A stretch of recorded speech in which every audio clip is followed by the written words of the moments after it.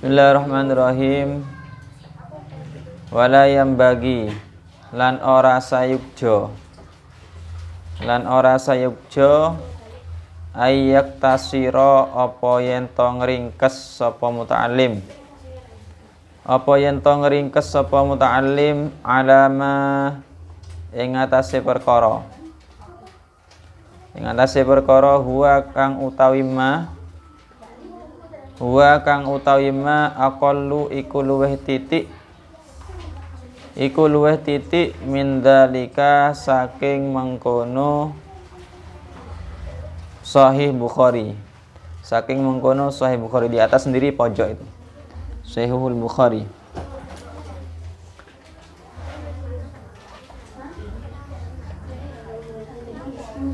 Sebaiknya tidak diringkas lagi. Sahih Bukhari, matan Sahih Bukhari itu sudah ringkas, tidak diringkas lagi. Wa ni'mal mu'in lan iku sak bagus-baguse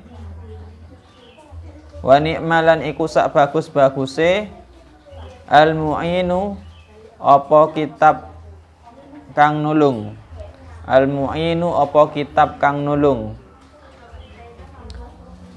Lil faqihi maring ahli fakih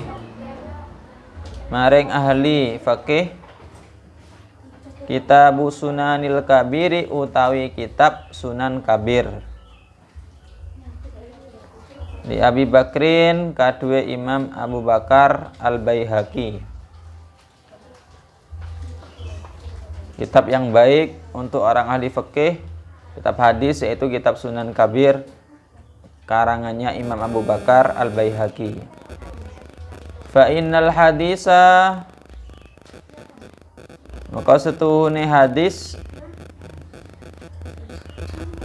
ahadu janahail ilmi iku salah siji swiwi lorone ilmu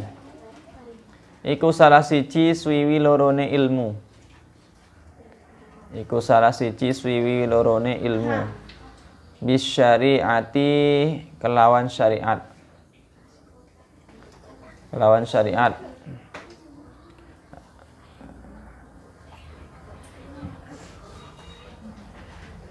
wal mubayyinu lan nerangaken likasirin maring perkara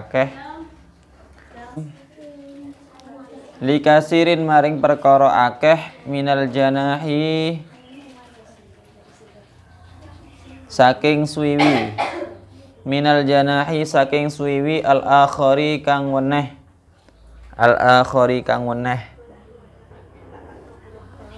wa huwa lan utawi janahil akhar al-Qur'anu iku Al-Qur'an.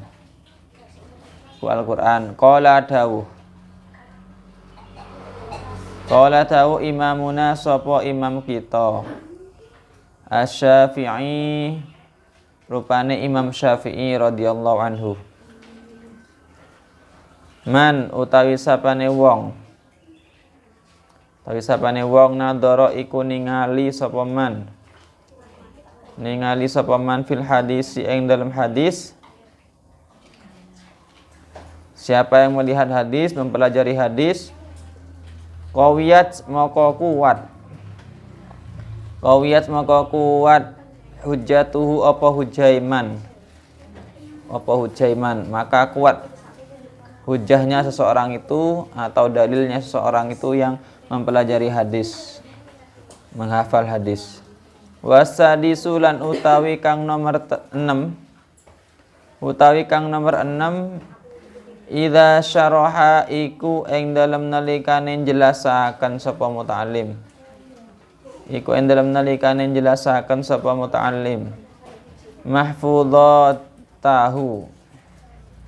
mahfudhatihi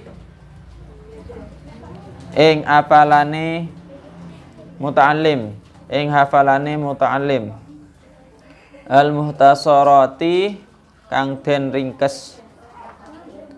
den ringkes wa dhabata lan melanggeri sapa muta'allim lan melanggeri sapa muta'allim ma ing perkara fiha ing dalam mahfudhatihi minal iskalati saking perkara kang nyukaraken wal fawaidi lan pira-pira faedah al muhimmati kang penting intakola moko pindah sapa muta'allim ila bahsil mabsutati maring bahas kitab kang den dawaaken keterangane kang den gelar keterangane ma'al mutali'ati ing dalem sertane ningali ada imati kang langgeng wa ta'liqi ma lan na'liki perkara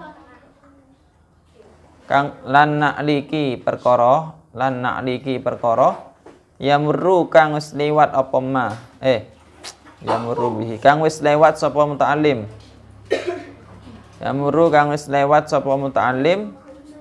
bihi kelawan ma aw yasma'uhu utawa krungu sapa muta'allim ing ma minal fawaidi saking pira-pira faedah an-nafisati kang edi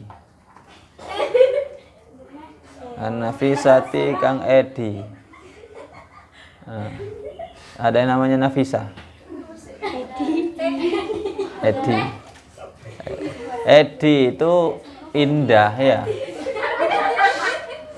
Jadi faedah yang indah. Edi itu bagus, artinya Edi itu indah. Jawa tapi ya Edi itu indah. Nah, kalau ada wanita namanya Nafisa ya bagus namanya berarti. Nafisa.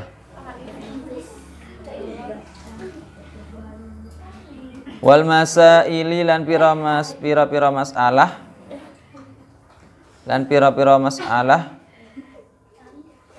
Edi Hermanto. Semisal Edi dia bagus artinya. Kan entah kalau Hermanto itu dari apa enggak tahu saya.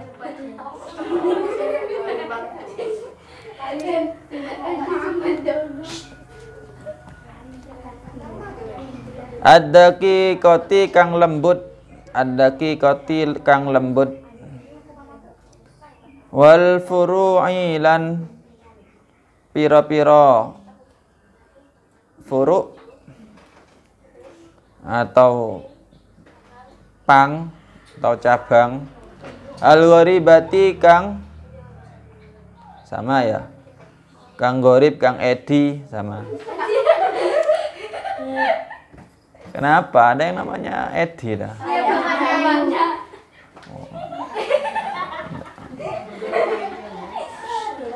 Edi itu kan indah kan ya? Bagus artinya. Wahalil muskilati. Dah, artinya bagus itu. Wahalil muskilati lan ngudari pira-pira muskilat. Lan ngudari pira-pira muskilat, wal furuqi lan bedaaken baina ahkami mutasyabihatin ing dalem antarane pira-pira hukum serupa,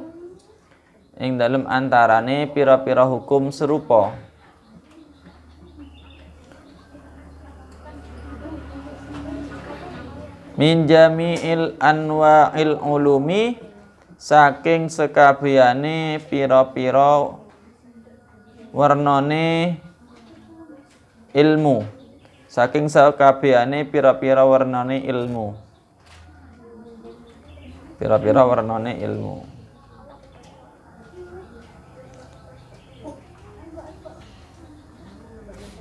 Yang nomor 6, murid menjelaskan hafalan yang telah dia ringkas, terus membatasi suatu yang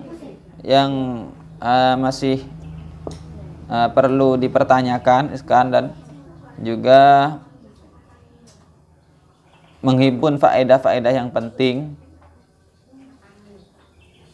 Makanya perlunya seorang murid itu membahas kitab yang lebih luas, ya, keterangannya lebih luas. Kemudian dikasih taklik, nanti kitabnya itu dikasih catatan. Jika ada keterangan dari gurunya yang penting, ditulis di pinggirnya. Itu taklik. Dikasih catatan pentingnya. Itu pentingnya seorang murid ketika belajar seperti itu.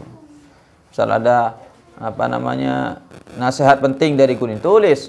Ada setan untuk dibuat tulisan, ya di situ sudah.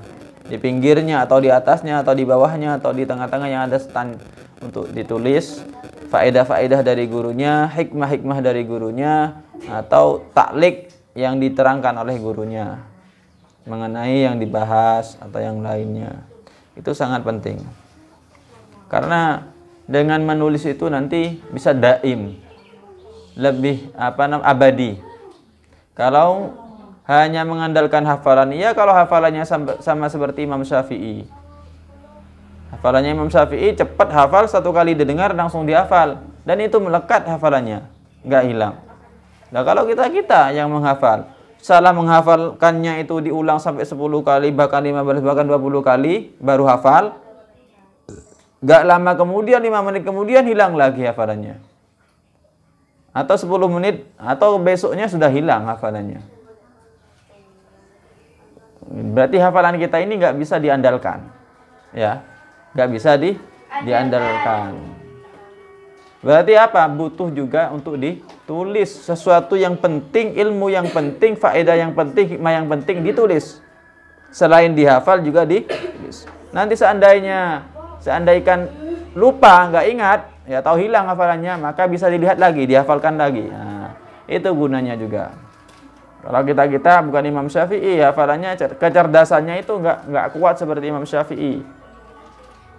Kita butuh hafalannya untuk diulang-ulang lagi, besoknya dibaca lagi, diulang lagi, dihafalkan lagi. Seperti itu untuk bisa melekat. Baru setelah sekian lama, berkali-kali dihafalkan lagi, berkali-kali diulang, ditakrar lagi, barulah nanti bisa melekat yang namanya hafalan. Kayak Samian itu membaca bismillah, membaca Fatihah. Awalnya kan belum hafal, pertama kali baca Fatihah. Kemudian dibaca diulang-ulang. Sampai sekarang dibaca, akhirnya kan melekat. Meskipun bangun tidur baca Fatihah ya hafal. Karena sudah sering dibaca. Sama hafalan kalau nggak diulang-ulang seperti baca Fatihah ya juga hilang pada akhirnya. Pada waktunya juga akan hilang kalau nggak pernah dibaca. Kalian hafal Imriti, hafal Jurmiyah, hafal Amsilatut Tasrif, tapi ternyata nggak pernah dibaca, diulang-ulang, nggak pernah ditakror.